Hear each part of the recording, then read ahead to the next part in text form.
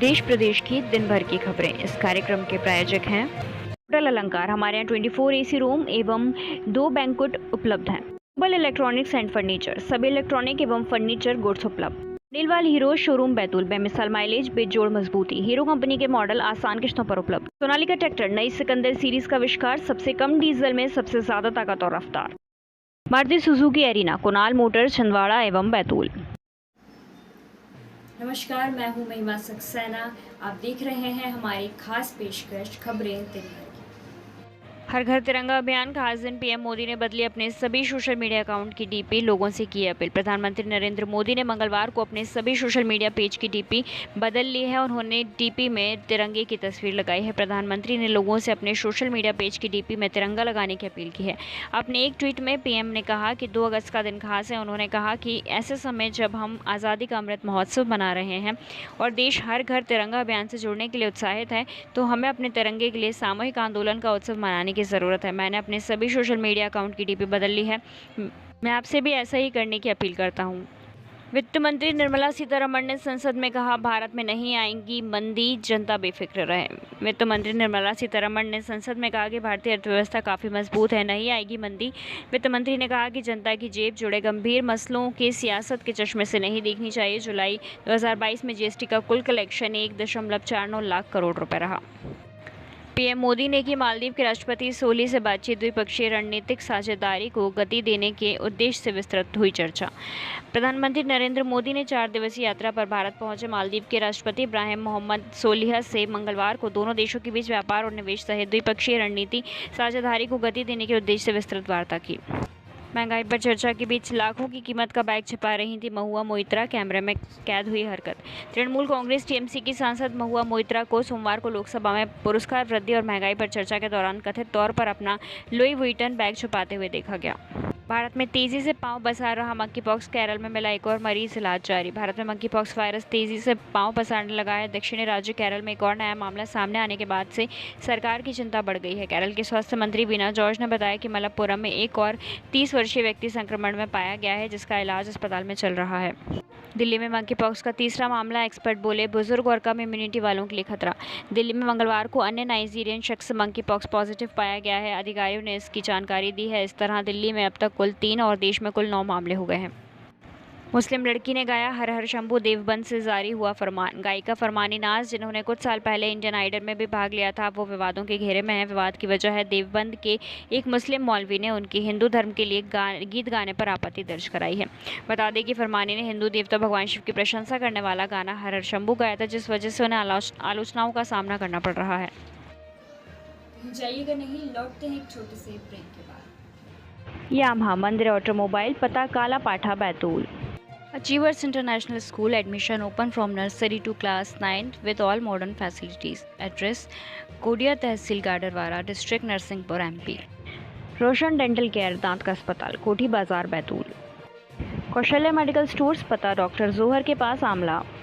जबलपुर अग्निकांड, 8 मौतों के बाद अस्पताल मालिक पर हत्या का केस दर्ज। मध्य प्रदेश के जबलपुर जिले के न्यू लाइफ अस्पताल में लगी आग के चलते 8 लोगों की मौत हो गई। इसके बाद अस्पताल के 4 मालिकों पर एफआईआर दर्ज की गई है। साथ ही अस्पताल के मैनेजर को गिरफ्तार कर लिया गया है। अग्निकांड पर बोले मंत्री विश्वास सारंग, बिना फायर सेफ्टी के नहीं होगा अस्पताल का संचालन। 4 डॉक्टर्स पर एफआईआर। जबलपुर के न्यू लाइफ हॉस्पिटल में हुए अग्निकांड पर चिकित्सा शिक्षा मंत्री विश्वास सारंग ने कहा है कि फायर सेफ्टी नॉर्म्स का पालन करना जरूरी है। अगर इसमें लोकल प्रशासन की भी गलती होगी तो उसे भी नहीं बख्शा जाएगा। अब 10 साल गांव में पढ़ाना होगा अनिवार्य, कैबिनेट ने नई ट्रांसफर नीति को भी मंजूरी दी। प्रदेश सरकार ने कैबिनेट बैठक में कई महत्वपूर्ण निर्णय लिए, जिसमें स्कूल शिक्षा विभाग की नई ट्रांसफर नीति के साथ ही नक्सल प्रभावित क्षेत्र में पदस्थ हॉक फोर्स को लेकर अतिरिक्त भत्ता देने की मंजूरी दी गई। प्रदेश के ग्रामीण इलाकों के स्कूलों में टीचर्स की कमी को पूरा करने के लिए प्रदेश सरकार ने महत्वपूर्ण निर्णय दिया है। अब शिक्षा विभाग में परीक्षा भर्ती के बाद टीचर्स को शुरुआत के 3 साल गांव के स्कूल में पढ़ाना होगा। सभी शिक्षकों को अपनी सेवा अवधि के दौरान कम से कम 10 साल ग्रामीण इलाकों के स्कूलों में पढ़ाना अनिवार्य होगा। इसी तरह लंबे समय से शहरी इलाकों के स्कूलों में पदस्थ टीचर को भी ग्रामीण इलाकों में स्कूलों में पदस्थ किया जाएगा। शिवराज मंत्रिमंडल की कैबिनेट बैठक में स्कूल शिक्षा विभाग की नई ट्रांसफर नीति को मंजूरी दे दी गई है। प्रदेश में टीचर्स के ट्रांसफर 31 मार्च से 25 मई तक दिए जाएंगे। मध्य प्रदेश सरकार स्कूल शिक्षा विभाग के लिए नई तबादला नीति ला रही है। भोपाल में आज हुई शिवराज कैबिनेट की बैठक में नई नीति को मंजूरी दे दी गई। ये नीति 2023-24 से लागू होगी। सरकार ने स्कूल शिक्षा विभाग की तबादला नीति को मंजूरी दे दी है। नई तबादला नीति 2023-24 से लागू होगी। सरकार ने स्कूल शिक्षा विभाग के लिए स्थायी तबादला नीति तैयार की है। इस नीति के तहत शिक्षा विभाग से जुड़े सभी तरह के तबादले की प्रक्रिया 31 मार्च से 15 मई के बीच पूरी की जाएगी। शिवराज कैबिनेट की बैठक में नई तबादला नीति को मंजूरी दी गई। विदेशी महिला ट्रिक से छीन रही थी नोट, जांच में आ रही चौंकाने वाली चीज। मध्य प्रदेश के विदिशा जिले में 2 विदेशियों के पकड़े जाने को सनसनीखेज मामला सामने आया है। जिले की सरोंज तहसील में एक ज्वेलरी की दुकान पर 2 संदिग्ध विदेशी पकड़े गए हैं, जिसमें एक महिला भी शामिल है। भोपाल गृह मंत्रालय इस पर पूरी निगाहें जमाए हुए है। दोनों व्यक्तियों को हिंदी नहीं आती है। इनके पास से ईरानी, अमेरिकी और भारतीय मुद्रा भी जब्त की गई है। इनके पासपोर्ट भी ईरान के हैं। मध्य प्रदेश में थमा भारी बारिश का दौर, लोगों ने ली राहत की सांस, बेहतर हो रहे हालात। मध्य प्रदेश में फिलहाल भारी बारिश का दौर थम गया है। बीते काफ़ी दिनों से जारी तेज़ बारिश के चलते प्रदेश के कई इलाकों में हालात खराब हो गए हैं, लेकिन फिलहाल प्रदेश में किसी भी सिस्टम के सक्रिय ना होने के चलते बारिश का दौर थम गया है। जाइएगा नहीं, लौटते हैं एक छोटे से ब्रेक के बाद। आशीर्वाद ज्वेलर्स, पता थाने के पास Amla. Indian coffee house, new market, Bhopal and Jabalpur.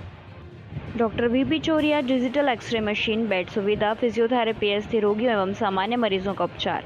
पता Rateda road, ward number 7, Amla. तुल चलाएं, ज़्यादा कमाएं। Airson Atul auto, Airson agro, Airson compound, bypass के पास, Balajipuram road, Betul. 1 litre hydrogen से 450 किलोमीटर चलेंगी गाड़ियां। गडकरी ने बताया कैसे बसों के टिकट हो सकते हैं 30% तक सस्ते। केंद्रीय सड़क परिवहन एवं राजमार्ग मंत्री नितिन गडकरी ने देश के सार्वजनिक परिवहन ढांचे में डीजल ईंधन का इस्तेमाल घटाने पर जोर दिया है। उन्होंने इसके साथ ही कहा कि बिजली से चलने वाली बसों के यात्री टिकट डीजल से चलने वाली बसों के मुकाबले 30% सस्ते हो सकते हैं।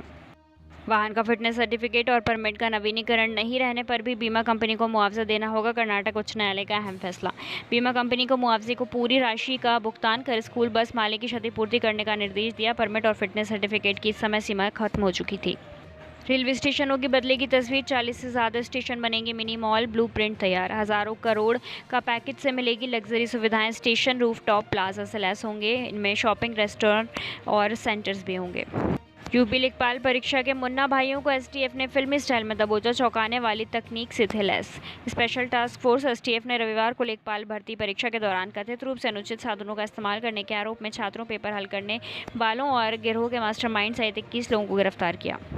चंबल एक्सप्रेसवे के निर्माण को मिली हरी झंडी, जानिए क्या है 400 किलोमीटर लंबे इस एक्सप्रेसवे की खासियत। महाभारत कालीन सभ्यता से जुड़ा उत्तर प्रदेश का इटावा जिला एक्सप्रेसवे हब बनता जा रहा है। आगरा लखनऊ एक्सप्रेसवे और बुंदेलखंड एक्सप्रेसवे के बाद अब चंबल एक्सप्रेसवे भी यूपी के इटावा से होकर गुजरेगा। 3 एक्सप्रेसवे से जुड़ने वाला इटावा यूपी का पहला जिला माना जा रहा है। कभी कुख्यात डाकुओं के लिए बदनाम चंबल घाटी अब विकास की नई इबारत लिख रहे हैं।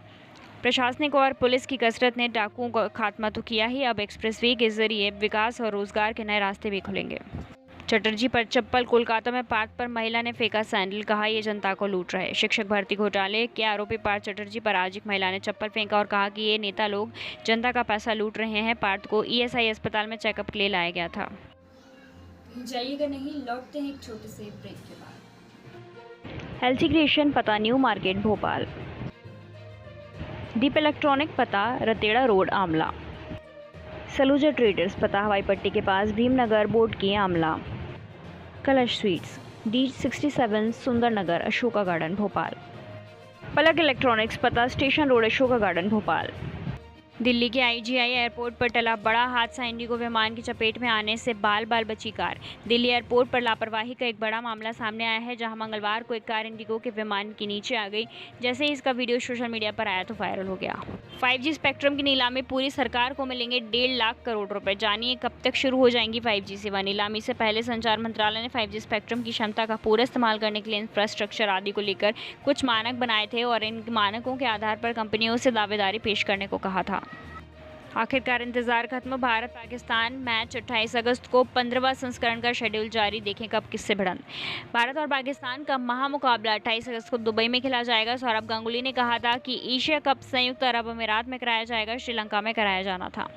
कॉमनवेल्थ गेम्स 2022, हरजिंदर कौर ने वेट लिफ्टिंग में जीता ब्रॉन्ज मेडल, भारत को मिला 9वां पदक। भारतीय भारोत्तोलक हरजिंदर कौर ने कॉमनवेल्थ गेम्स में वेट लिफ्टिंग में भारतीय खिलाड़ियों के शानदार सफर को जारी रखते हुए सोमवार को यहां महिलाओं के 71 किलोग्राम भार वर्ग में ब्रॉन्ज जीता। भारतीय पुरुष टेबल टेनिस टीम ने मेडल किया पक्का, फाइनल में सिंगापुर से होगी भिड़ंत। दिग्गज टेबल टेनिस खिलाड़ी शरद कमल ने विश्व रैंकिंग में 15वें स्थान पर काबिज अरुणा कादरी पर शानदार जीत दर्ज की, जिससे भारत ने कॉमनवेल्थ गेम्स के टेबल टेनिस पुरुष टीम स्पर्धा के सेमीफाइनल में नाइजीरिया को 3-0 से शिकस्त दी। अमेरिकी ड्रोन हमले में मारा गया अलकायदा का चीफ अल जवाहिरी, बाइडेन बोले अब इंसाफ हुआ। Al Qaeda leader killed in US strike. 2011 में ओसामा बिन लादेन की मौत के बाद जवाहिरी ने अलकायदा को अपने नियंत्रण में ले लिया था। दोनों अमेरिका पर 9/11 के हमलों के मास्टरमाइंड थे। आज के लिए बस इतना ही, कल मिलते हैं नई खबरों के साथ।